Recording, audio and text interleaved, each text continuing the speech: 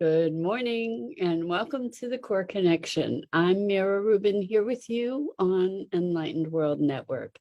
And today's topic is the energy of emotion. It's often the case that we get overwhelmed by emotion and are actually faced with fear that if we experience our feelings or the depth of these emotions, that we might be consumed by it, that we lose ourselves in it. And so today we're going to talk about how we can interact with that emotion as energy and how that then can free us to release that pent up energy and to experience a greater sense of freedom and expression and flow. So before we get started, let's take a couple minutes to get present. So let's take a deep breath in through your nose and hold it. And imagine clean, crisp oxygen flooding your lungs, flowing into your bloodstream, nourishing all your cells, all your organs, bringing vital life energy to your body and being. And as you exhale any tension, stress, negativity, fatigue. And now let's take another deep breath in through your nose and hold it. This time, imagine brilliant, bright light lighting you up from the inside out, illuminating, electrifying, and energizing all your cells, all your molecules, all your electrons, creating a brilliant beam of light and energy from your heart out into the world. And as you exhale any remaining tension, stress, negativity, fatigue. And now let's press our palms together. Vigorously rub your hands together to feel the friction, the temperature, the pressure, the motion, and the tickling and tingling when you stop. And allow all those sensations to bring you present right here, right now, into this remarkable physical form that enables you to experience life. Welcome, welcome, welcome. Good morning, Rosalind. So good to have you here with us this morning, and welcome to everyone else who's joining us. Today, we're talking about the energy of emotion. In the culture of the U.S., we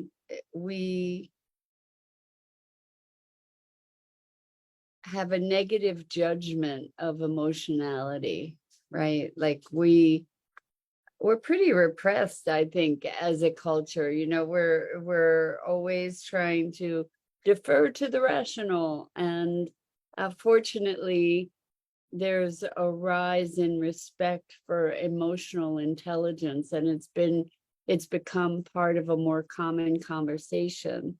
But we still have vestiges of this tradition of degradation around emotion and emotionality. So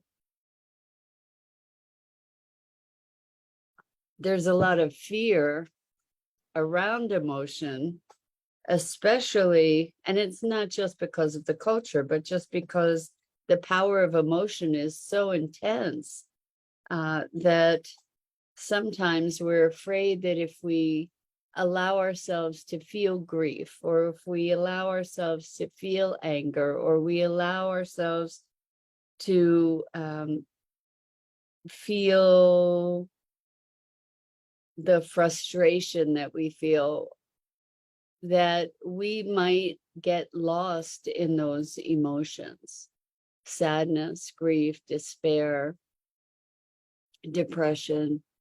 And this conversation is coming from actually multiple sessions from yesterday. It was so fascinating.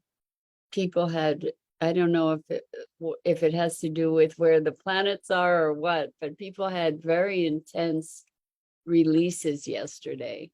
And one person in particular had all this emotion arise, and what came up for them is dramatic, profound fear that they were going to lose it, that they were just going to break and be lost in this emotion and not be able to bring themselves back.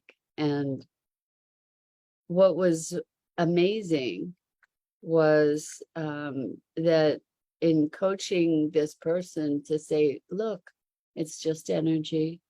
It's just energy.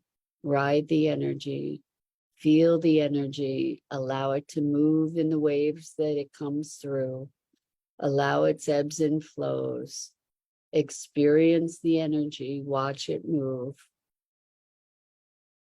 That they were able to ride this emotion into its deepest depths. And they said it was the deepest, darkest emotion that they ever experienced, that they were terrified.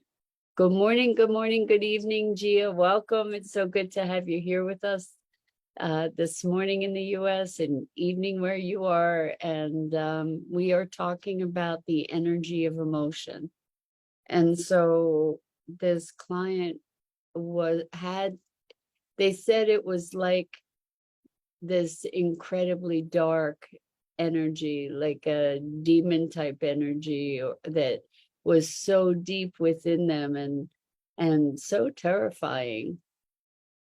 And they were, you know how sometimes when you cry, you're so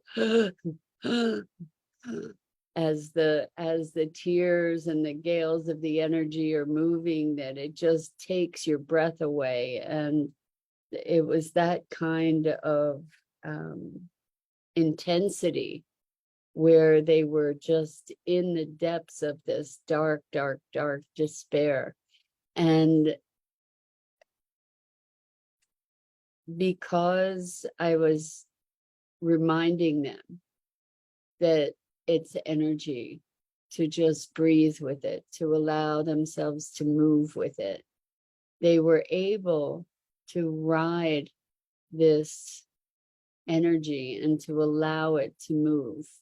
And that had been pent up. My heavens, it's been pent up for them probably most of their lives, from the time they were a child, this coming from a deeply dysfunctional family and all kinds of emotional abuses at the very least.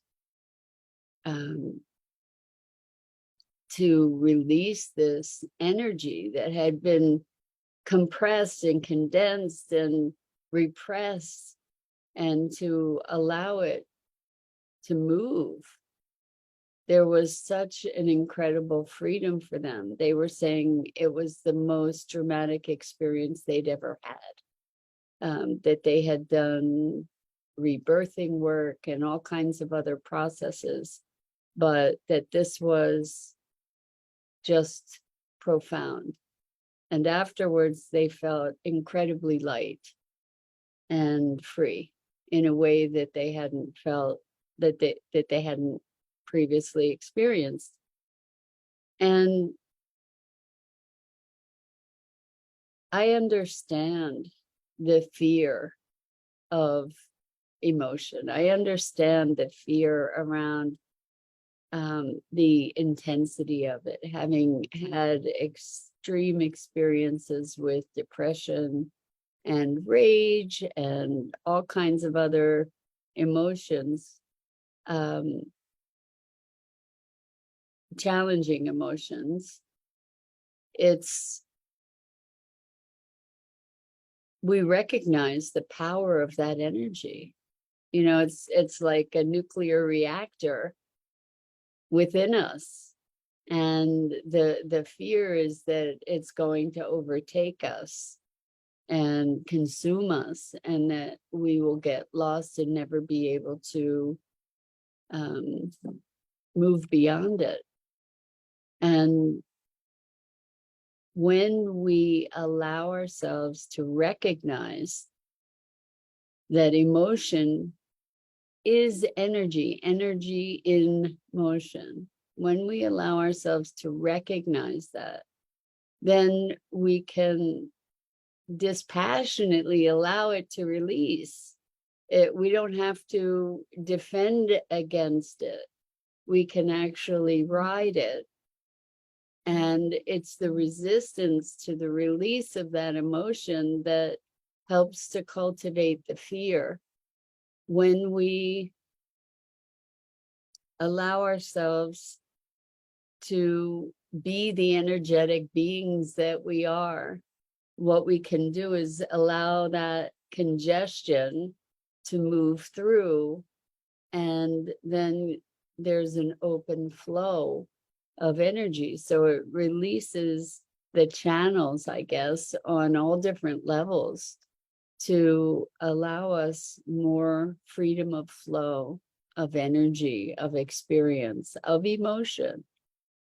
And it's kind of, an analogy might be a hose, like a garden hose that's crimped and nothing can get through, and things back up, right? Because of that crimp in the hose. And then when you let that open, it's gonna sputter and surge. But ultimately, the flow will even out once the water has sort of recalibrated, once the compensation for that pent up energy gets, once it gets to flow, it'll even out. And so we tend to make things mean things, right? The humans are meaning making machines.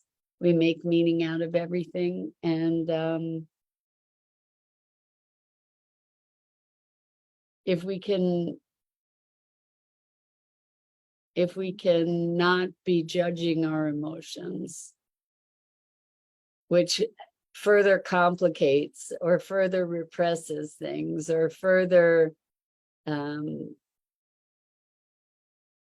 strangles the expression. If we can just allow the emotion to move, if we can connect with it as energy rather than as rage or anger or fear, or if we can just connect with the energy of it, we can allow it to move through, and then it transmutes, it becomes something else.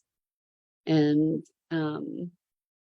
there's tremendous power in that, because if we as energetic beings allow our energy to be moving through, we're we're going to experience a greater vitality. We're going to experience a greater vibrance and probably more energy. Energy gets so twisted up, like with anxiety. There's such a congestion of energy. And if we can presence ourselves to the energy of that experience, of that emotion, and allow that energy to flow, we can allow it to change. So it's remarkable, the foundational piece of the core connection work is actually just allowing ourselves to be with what's there, to be present to it, rather than denying it or trying to constrain it or trying to control it. If we can allow ourselves to be present to it, to feel the feelings, as frightening as it might be, then those feelings change. Because life is a fluid process. And so when we experience our experience, then that fades away to become something else. It's always transforming, it's always changing. And so just in the act of presencing ourselves to what's there then can release and dissolve and transform. So I invite you, especially with difficult emotions, to allow yourself to experience it and experience it as energy rather than making stories about it, rather than judging yourself for the experience, rather than trying to get rid of it, right? Oftentimes we feel uncomfortable, we feel emotional, we feel sad, and we try to make it go away. We try to pretend it isn't there. It's kind of like with a headache, we take something to make the headache go away, rather than looking at what might be underneath it. What's going on. Maybe the headache is a symptom that's telling you there's something else going on. What happens when we pay attention to those things and listen, to listen to our bodies, our being, to glean information that can move us in the direction of greater awakening and also greater fulfillment, a greater experience of life. So if we're feeling grief, for example, we get to be present to it, be present to the energy of it, allow that to move. I know many people lately who are dealing with loss and have tried to schedule their grief. And what's happened is that it's shown up in other ways, for instance, comfort eating and weight gain and, all of these ways that we avoid and deny our feelings. So Gia says, I have been experiencing this by not adding meaning to my feelings and emotions, especially when I feel anxious. I can witness how I've been adding to my own suffering unconsciously. It's not the emotions, feelings, or circumstances, but it's the meaning that I add to it. Yes, yes, yes. Not easy, but comes with practice and awareness. So thank you for that, Gia. Exactly. It's not, our greatest suffering comes from the meaning that we ascribe to things. If I'm feeling sad, it's like I'll go look for, well, what's the reason that I'm sad? What's the story behind it? And then it's easy to get attached to that story, which leads you deeper down a well rather than just experiencing what it is to experience, what's there to experience. And then it tends to move. If we can say, wow, I'm feeling sad. Well, we have that label that we put on a certain set of feelings. How do we know it's sad? How do we know that pain is pain? We're labeling it. And then if it's pain, then we suffer, right? If we instead allow ourselves to feel the sensations, there can be an exquisiteness about it. I remember, and I've spoken about this a number of times, when I twisted my ankle really badly. And I just sat with it. Must have sat with it for at least 45 minutes. It was excruciating. I could have cracked something. I don't know. But I sat there with the sensation. And, we create a different quality of experience for a sensation when we name it pain versus sensation. But it was such, at moments, it got more and more and more intense. And I could call it pain. But it was this exquisite sensation. It was just the intensity of it, and the power of it, the energy of it was so intense that it was almost unbearable. And I allowed myself to just go deeper and deeper and deeper into the sensation. And as I did, what happened was that it went away. I also had an emotional release. Actually, before it went away, what came up was emotion related to my father and the loss of him. And so that came up. There were deep, deep emotion and tears, and the sensation released. So this is a really interesting correlation to be looking at, is physical sensation, physical pain, and grief, for instance, or rage, or whatever the emotion is. But there was this intense correlation between the depth of emotion and the intensity of the physical sensation, and the connection between the two. I've spoken to you about doing energetic work with people with physical manifestations. So I think I spoke about one of my clients last week who had incredible pain in their feet, plantar fasciitis, and it was his feet were burning and extremely painful. And we did some work, and he said that there have been times where there was no pain whatsoever. There's a bone that's maybe broken, that needs to be addressed, but outside of that, the pain was largely gone.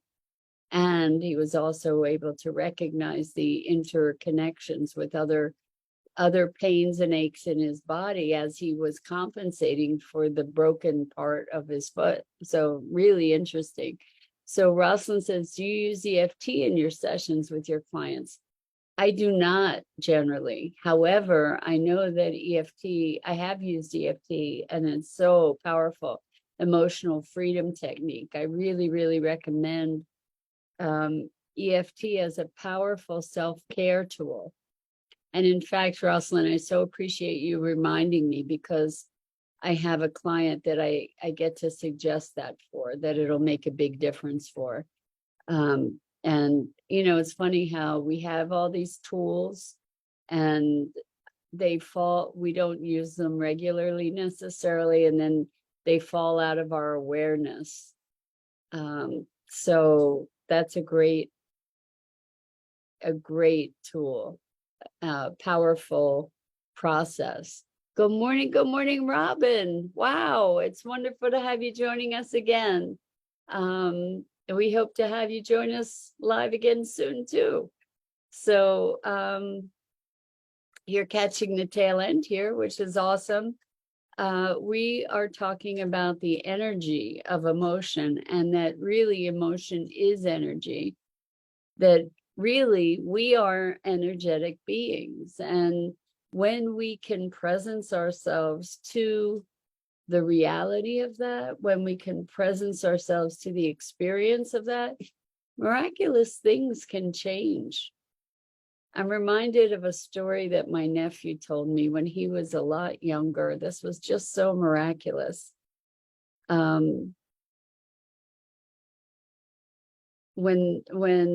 he was younger, I shared a lot of healing stuff and energy healing stuff with him. And, he was so young that he didn't know it couldn't be done, right? So apparently he was at camp, and a friend of his got really badly burned. And so he decided to do energy healing.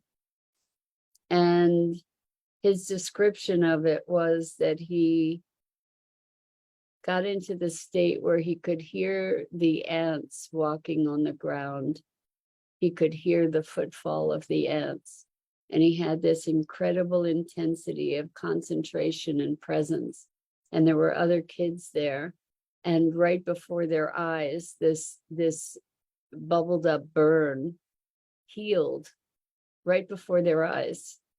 And I think he terrified himself and has never done any of that since, which is really, it's so tragic to me. And he doesn't like that I periodically have reminded him of that story. He just can't really be with it. And to me, is just such magic. And it just goes to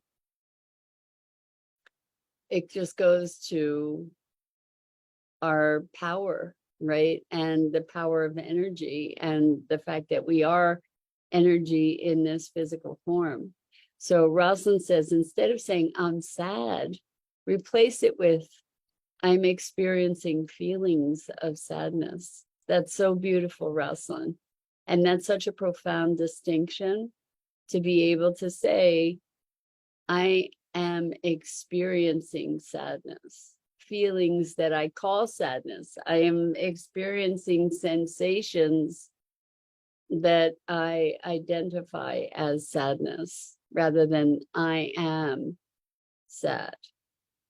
Because it's more like I have sadness, right? I have an experience of what I'm calling sadness. Super powerful. Gia says, what worked for me is Byron Katie's meditation, also called the work. There are communities and groups where we all do it together. It's like working on your limiting beliefs and taking it and turning it around and see how you can change your experience. It's amazing. I agree, Gia. I am superficially familiar with Byron Katie's work, amazing work. And it is remarkable how we can transform our experience by being present to it, not by trying to force it into something else, but by actually just experiencing it and being present to it. And Rosalind says it makes low vibration emotions as temporary when we say I'm experiencing versus I am. Powerful, powerful, Rosalind. Thank you. Thank you, everybody. Gia, Robin, and everybody else who's joining us. So good to be with you. I'm Mira Rubin. This is the Core Connection. And I go live here each weekday morning on the Enlightened World Network Facebook page and YouTube channel. And I invite you to check out the other awesome programming on Enlightened World Network and Enlightened World Living. Tomorrow we'll have a replay, and then I will be back with you on Friday. And I just want to say thank you, thank you, thank you for the opportunity to have these morning musings, conversations, explorations. And I'm so grateful to you. And until next time, so much love to you.